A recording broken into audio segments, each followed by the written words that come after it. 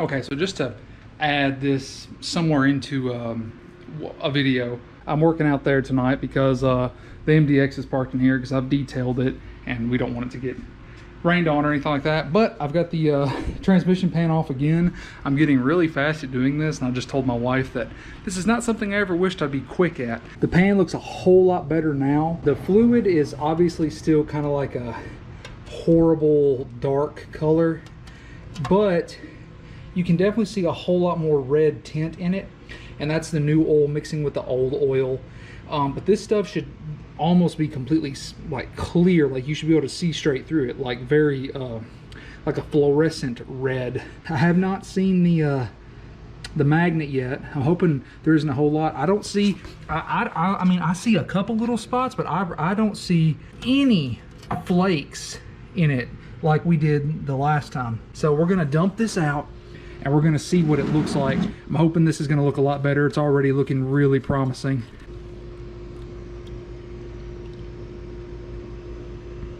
Oh yeah, that's looking just tons better. Okay, so this is what we were looking for right here. So you can see right here there's some, like, you know, specks and stuff, but not nearly like what we had the other day, which makes me really hopeful, because a lot of the stuff that I was reading about when torque converters go out, it had me worried that, you know, I'd either have to have the transmission rebuilt or I'd have to do something a little bit more intense than just changing the torque converter. But this is very promising. Like I'm super stoked that it's already this clean, and this is just the second full flush, or at least the second time we've dropped the pan. So I just wanted to show you guys that. Okay, so the time has come. I really don't know if I hate myself. No, it's either I hate myself or I just don't want to pay someone else to do it.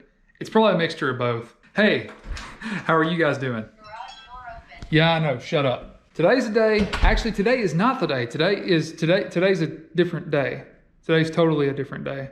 Tomorrow's the day, but today we are going to pull the transmission out of the truck. We're going to do like a visual inspection of a couple things, and we're going to get it, you know, prepared to receive the new torque converter that should be here tomorrow.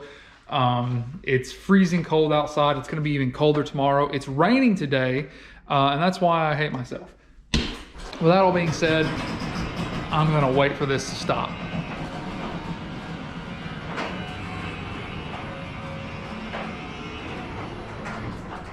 Beautiful. Big thing about this is that I'm not going to be showing you guys in depth on how to pull a transmission, a four-wheel drive transmission, out of a Chevy.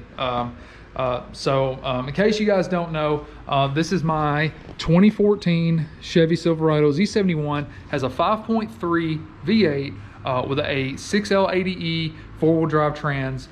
And it's doing the classic Chevy thing of the transmission failing me, which granted, the transmission is not what's failing me, it's the torque converter. And if you guys look at my previous videos, you guys will see that's the issue that we're dealing with, and it's a very common issue. And honestly, you can probably get this job done pretty cheap at a transmission shop, but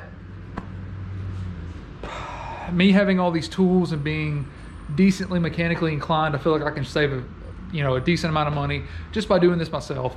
We're doing this out in the driveway. We're not going to be doing it in here for two reasons. One, the truck will not fit in here all the way. It probably would if I took off the tow hitch and didn't have all this shit up against this wall. I could actually fit it all the way in here. That's the main reason. And two, if I make a huge mess, I don't have to clean my garage up. I can just clean off the pavement outside with a pressure washer or something. I just don't like getting a bunch of water and stuff in here. You know, I try to not have to clean this place too often. We're going to dive into the truck, and like I said, I'm not going to go into detail. I'm not a certified mechanic. I'm not going to tell you how to pull the transmission out of a truck. If I do have one bit of advice, get a lift. Do it on a freaking lift, because doing it the way that I'm about to do it, guess what? It sucks. So for your entertainment purposes only, let's get started, and I will film as much as I possibly can.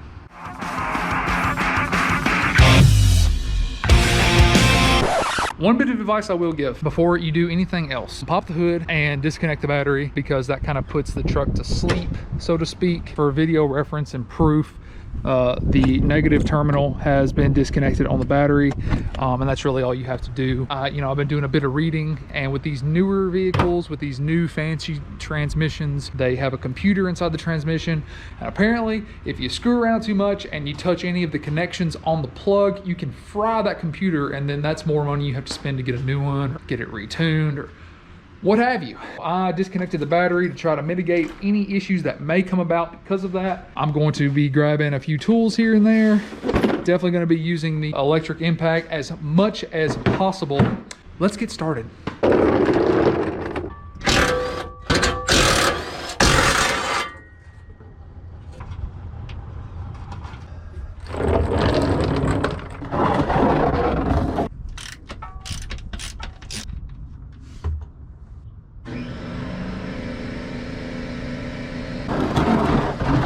Dropping the drive shaft.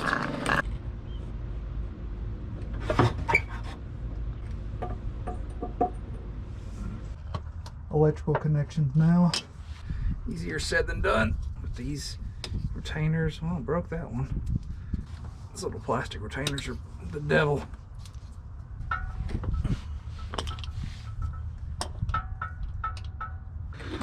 Seem to have gotten all the plugs off of the transfer case. I'm going to start trying to unhook everything on the trans now. I'm going to take off the exhaust as late as possible. I'm going to take off the cross member as late as possible, so I've got enough room under here to work since I'm not on a lift. Oh, cool. This just spins freely.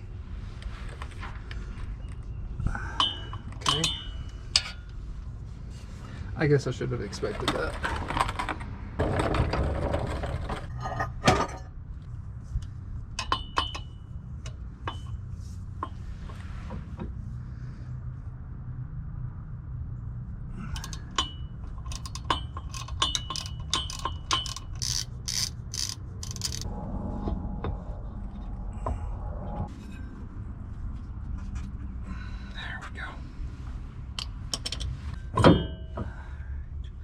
Now I'm hindered by the exhaust and the cross member. I've gotten pretty much everything unhooked as far as the rotating assembly of the drivetrain is concerned. So I've got all the drive shifts unhooked.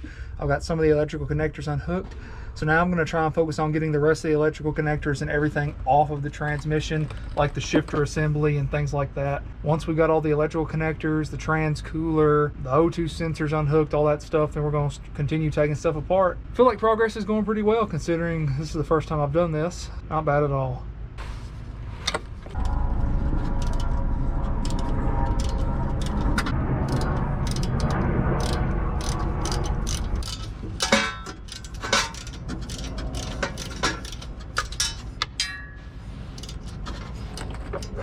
That was just a rock, I guess. I like to put my nuts and bolts back where they go. Sometimes I forget that I do that and can't find them until I realize that I'm an idiot, but I find that you just simply don't lose them when you do that. There's my transmission code. I'm going to take a picture of that so that way I can look some stuff up later. Definitely a good photo to have. I do have to give the engineers some credit here. They did a marvelous job designing this truck and this whole assembly of how this thing goes together. They give you, seems like, plenty of room to do whatever you got to do. It's decently easy to work on. Everything's going pretty smooth. I just wanted to kind of point the camera up this direction just for future reference. Hopefully you guys can see I've got all the plugs up here unplugged. A couple more things I got to do. Just trying to take everything real slow, make sure I don't miss anything. There's a lot of vacuum lines and breather hoses and things like that, and cooler lines everywhere. So just trying to make sure that I get everything unhooked, like that vacuum line right there, and that's a breather, and got to get the starter and make sure I don't crush these transmission cooler lines because that's no fun. The O2 sensor plugs, I'm just gonna unplug them. I'm not gonna worry about undoing the O2 sensors.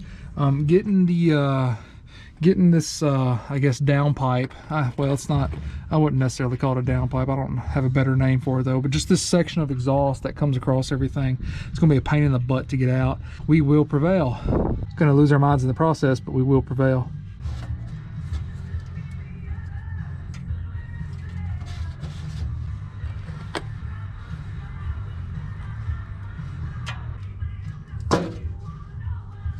That's 102 on this side.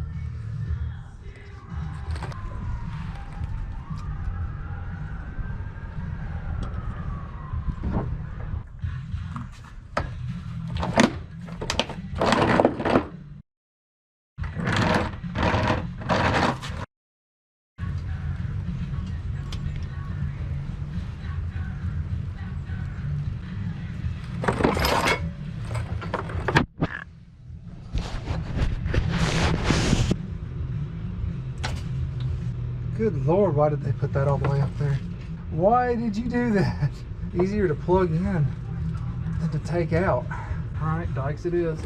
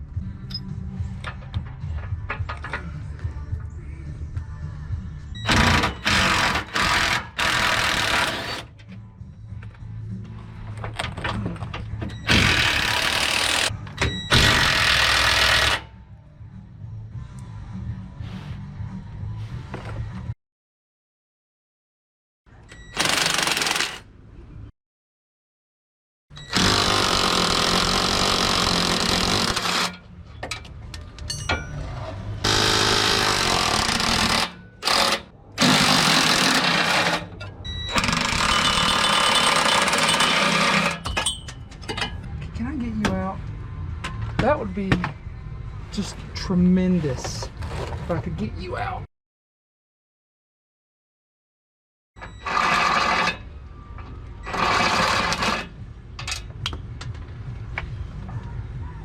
Cool.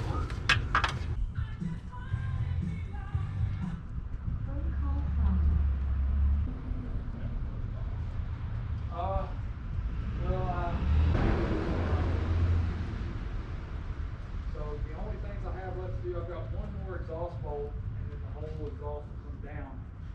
But once the exhaust is gone, I can pull the starter all the way off, and then I can turn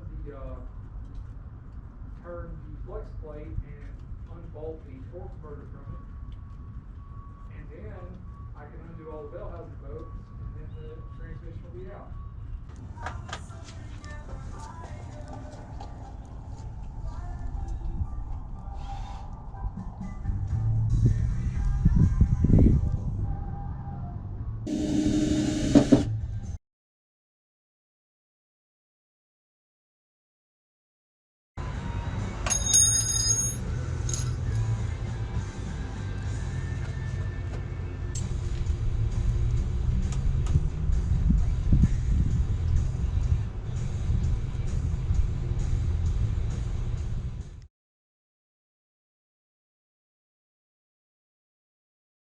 Okay, you guys, so it's a brand new day out here working on the truck. It didn't actually like stick on the ground here, but it snowed and rained all day yesterday, so I didn't really get a chance to come out here and work. So today's Saturday and I just got back from Harbor Freight. Here's my old creeper.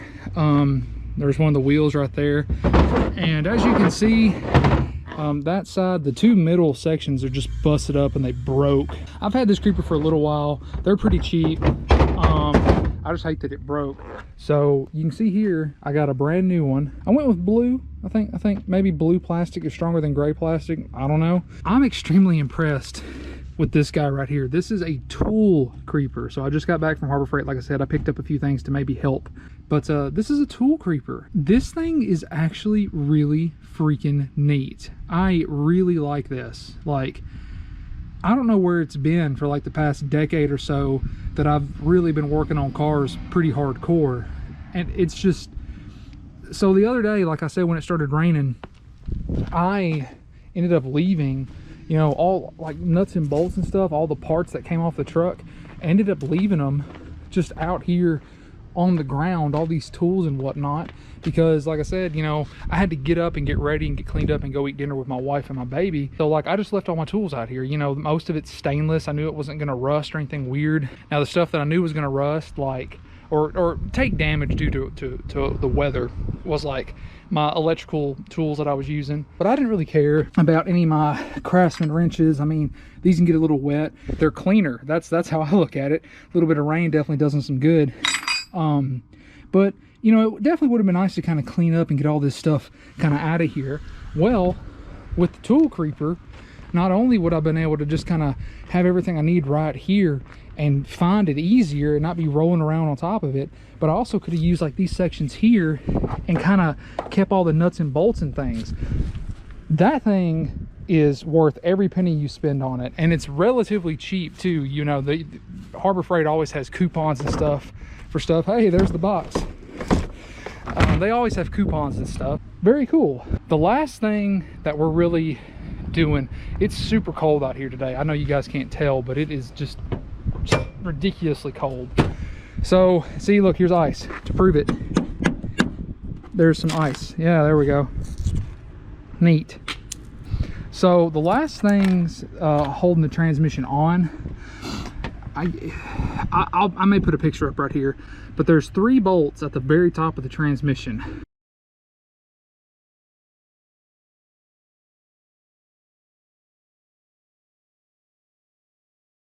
I simply can't get to them.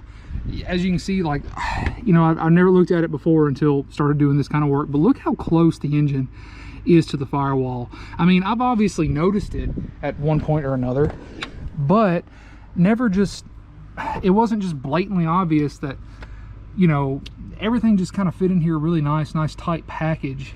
The dipstick is loose now. See that? I cannot get to these top bolts. I don't know what I'm gonna do. I don't know if I'm gonna have to like drop the engine down, like the whole subframe. If this was an older truck, I'd already have this whole job done because of the way that those were built. I'm gonna dive into the truck and think about what I need to do.